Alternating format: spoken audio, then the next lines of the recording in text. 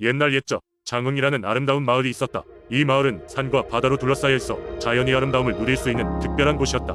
하지만 이곳 주민들은 한 가지 걱정이 있었다. 마을 근처의 칠성산에 자리 잡고 있다는 신비로운 존재, 칠성암신을 어떻게 해야 달랠 수 있는지 몰라. 칠성암신은 칠성산에 깊게 자리 잡고 있는 커다란 암벽에서 탁 트인 시야를 가진 도깨비 같은 존재였다.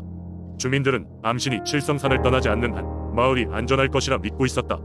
그러나 암신과의 관계가 소원해지면 산사태나 홍수 같은 자연재해가 발생할 것이라는 이야기가 전해 내려오고 있었다. 마을 사람들은 매년 정해진 날에 칠성산 기슭에서 제사를 지내어 암신을 달래곤 했다. 제사는 돼지 머리, 떡, 과일 등 다양한 음식을 준비하고 향을 피우며 암신께 무사한 일을 빌었다. 그러나 어느 해 한 젊은 청년이 제사에 참여하지 않음으로써 사건이 발생하고 말았다. 청년의 이름은 서준이었다. 서준은 마을에서 가장 용감하고 강인한 청년으로 유명했다. 그는 전통에 그리 얽매이지 않는 진보적인 성격을 지니고 있어 자주 주민들과 마찰을 빚었다. 특히 그는 칠성 암신이라는 존재를 인정하지 않았고 제사를 미신이라며 참석하지 않았던 것이다. 그런데 그해 여름 유난히도 많은 비가 내리더니 결국 엄청난 산사태가 일어났다. 산사태는 칠성산 기슭의 몇몇 가옥을 파괴하고 많은 사람이 목숨을 잃게 만들었다. 주민들은 이를 암신의 오염이라고 여기며 두려움에 떨었다. 서준 또한 큰 충격을 받았고 본인이 마을의 재앙을 불러온 것이 아니냐는 자책감에 시달렸다. 이에 마을의 원로들은 서준을 불러 암신의 노여움을 달래기 위해 산에 올라 제사를 지내도록 했다. 서준은 자신이 그동안 잘못 생각해왔음을 깨닫고 주민들의 도움을 받아 진심으로 자신의 행동을 뉘우치는 제사를 준비하였다. 그는 칠성산의 정상에 올라가 정성을 다해 음식을 바치고 암신에게 간절히 용서를 빌었다. 그 순간 하늘에서 구름이 거치고 공기가 맑아지면서 갑자기 무지개가 칠성산을 감쌌다. 주민들은 이를 암신이 노여움을 푼 징조라고 믿었고 마을은 다시 평화를 찾게 되었다. 서준은 그 후로 마을의 풍습과 전통을 존중하며 살기 시작했고 주민들은 그를 더욱 신임하게 되었다. 이후로 장흥에서는 칠성 암신의 전설을 더욱 성스럽게 여겨 매년 제사를 정성껏 지내게 되었으며 이 전통은 현재까지도 이어지고 있다. 오늘날 장흥의 사람들은 칠성 암신의 이야기를 통해 자연과 조화를 이루며 사는 것의 중요성을 깨닫고 전통을 지키며 살아가고 있다. 두 번째 이야기. 옛날 옛적 경상북도 의성에는 한 작은 마을이 있었다. 이 마을은 산과 들로 둘러싸여 있어 계절마다 눈부신 자연의 변화를 보여주는 곳이었다. 이 지역에는 매년 음력 8월 15일 밤 달맞이라는 특별한 행사를 통해 마을 주민들이 달을 맞이하는 전통이 있었다. 달맞이는 단순히 달을 보는 것을 넘어 그 해의 풍작과 안녕을 기원하는 중요한 의식이었다. 마을 사람들은 그날 밤이 되면 모두 언덕 위에 모여 한데 둘러앉아 달에게 소원을 빌곤 했다. 각 가족은 준비해온 음식을 나누며 저마다의 소원을 속삭였고 달빛이 가장 밝게 비추는 순간에 조용히 눈을 감고 그 소원이 이루어지기를 빌었다. 어느 해 마을에 영수라는 이름의 젊은 농부가 있었다. 그의 아내는 병약하여 멀리 가지 못했기 때문에 영수는 늘 혼자 언덕에 올라가 아내의 건강을 빌었다. 그 해도 어김없이 영수는 아내가 준비해준 약초차를 들고 언덕에 올랐다. 그가 소원을 빌며 달을 바라보던 순간 달빛이 마치 한 줄기 밝은 빛으로 변해 영수를 감싸더니 신비한 일이 벌어졌다. 갑자기 따스한 바람이 그의 주변을 감돌았고 어디선가 맑고 영롱한 소리가 들려왔다. 사랑이란 서로의 빈 곳을 채우는 것이지. 그 소리는 마치 자연의 숨결처럼 부드럽고 포근했다. 영수는 깜짝 놀랐지만 그 신비로운 소리에 마음이 안정되며 자신의 소원을 더 간절히 빈 채 눈을 감았다. 며칠 후 그의 아내는 평소보다 훨씬 밝은 얼굴로 침상에서 일어났다. 그녀는 꿈속에서 한 따뜻한 할머니를 만났는데 그 할머니는 그녀에게 건강과 행복을 선사하겠다고 약속했다고 한다. 영수는 이 일을 듣자마자 곧바로 알아챘다. 달맞이 날 언덕에서 들었던 그 따뜻하고 포근한 소리의 주인이 바로 이 할머니였음을 확신하게 되었다. 아내의 건강은 눈에 띄게 좋아졌고 이 이야기는 마을 전체에 빠르게 퍼져나갔다. 마을 사람들은 저마다 소원을 적은 작은 선앙단지를 밤마다 문 앞에 두며 달빛이 이끌어줄 기적을 바랐다. 그 후로도 마을에서는 달맞이 날 특별한 경험을 하는 사람들이 늘어났고 그들의 소원은 차례차례 이루어졌다. 그 이후로 달맞이 날의 기적은 의성의 가장 유명한 전설 중 하나로 자리 잡게 되었고 지금도 매년 음력 8월 15일이 되면 많은 이들이 그 언덕에 올라가 오래된 소원을 조용히 빌곤 한다.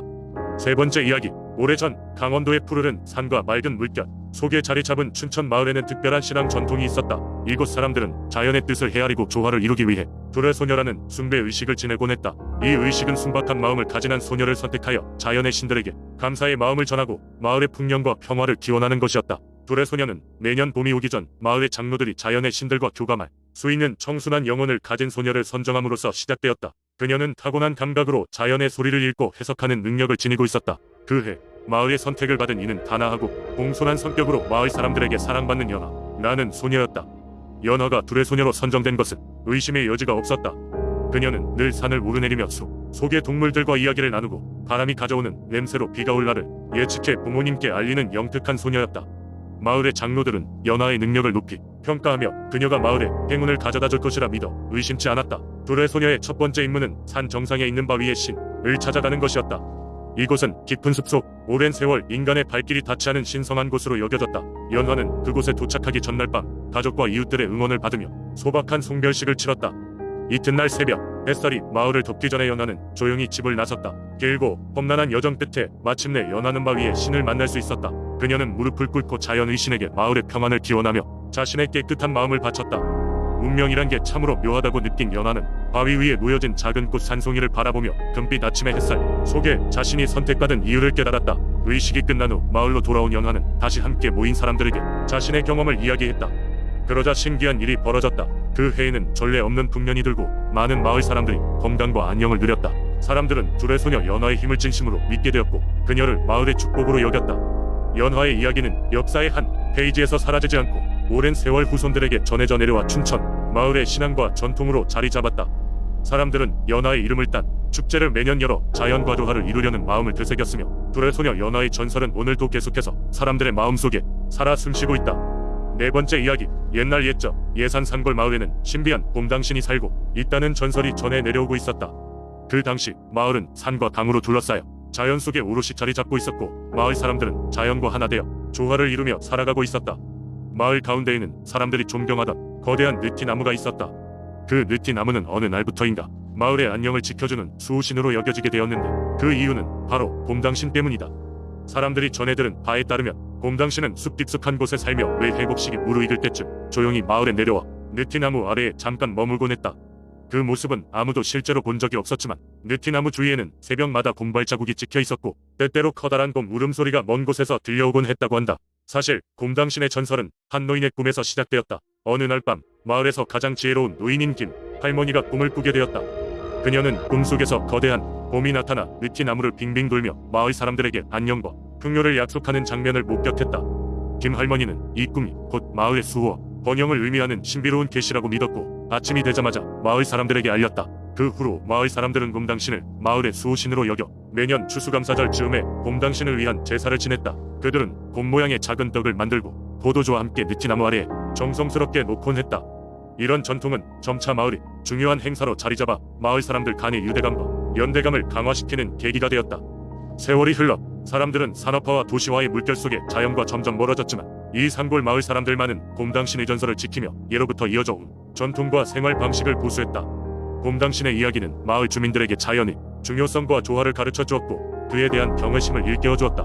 오늘날에도 예산의 이 작은 마을에서는 매년 곰당신을 기리는 축제가 열린다. 비록 현대의 바쁜 삶 속에서 고대 신앙에 대한 믿음은 약해졌을지라도 곰당신 축제는 사람들에게 과거의 지혜와 자연의 경이로움을 되새기게 하는 중요한 시간으로 남아있다. 다섯 번째 이야기. 오래전 울산의 한 마을에는 아름다운 목소리를 가진 소녀가 살고 있었습니다. 그녀의 이름은 소라였고 그녀의 목소리는 마을 사람들 사이에서 천상의 소리라고 여겨질 만큼 아름다웠습니다. 소라는 마을 사람들이 힘들어할 때마다 노래를 불러 그들의 마음을 달래주었고 그래서 마을 사람들은 그녀를 몹시도 아꼈습니다. 어느 날 이 마을에는 이상하게 생긴 바위가 있었습니다. 동네 사람들은 이 바위가 오래전부터 그 자리에 있었다고 믿었지만 언제부터인지 그 정확한 기원에 대해서는 아무도 알지 못했습니다. 사람들이 이 바위에 다가가면 이상한 소리가 들린다고 하여 이 바위를 울음바위라고 부르게 되었습니다.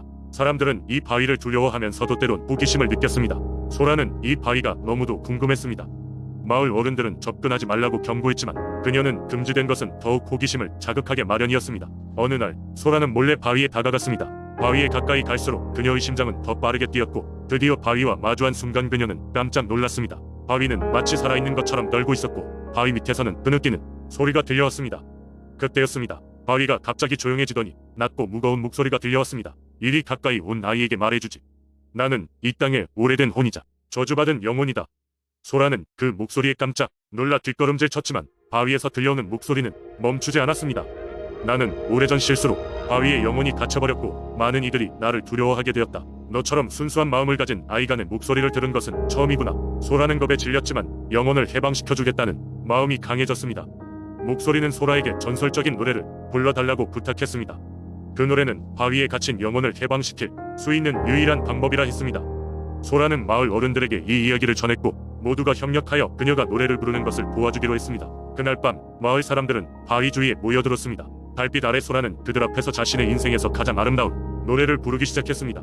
그녀의 노래는 바위 주위에 맴돌았고 점점 그 울음바위에 금이 가기 시작했습니다. 소라가 마지막 음을 부르는 순간 커다란 굉음과 함께 바위가 반으로 갈리더니 그 속에서 밝은 빛이 퍼져 나와 밤하늘을 수놓았습니다. 그 이후로 울음바위는 울지 않게 되었고 마을은 더욱 평화롭게 변화했습니다. 바위는 여전히 그 자리에 있었지만 이제는 사람들이 모여 평화롭게 소라와 그 옛날 전설이 깃든 노래를 기억하곤 했습니다. 세월이 지나도 마을 사람들은 이 이야기를 전해 내려오며 가끔씩 바위를 둘러싸고 어릴 적 소라의 목소리를 그리워하며 그녀의 용기와 자비를 기렸습니다.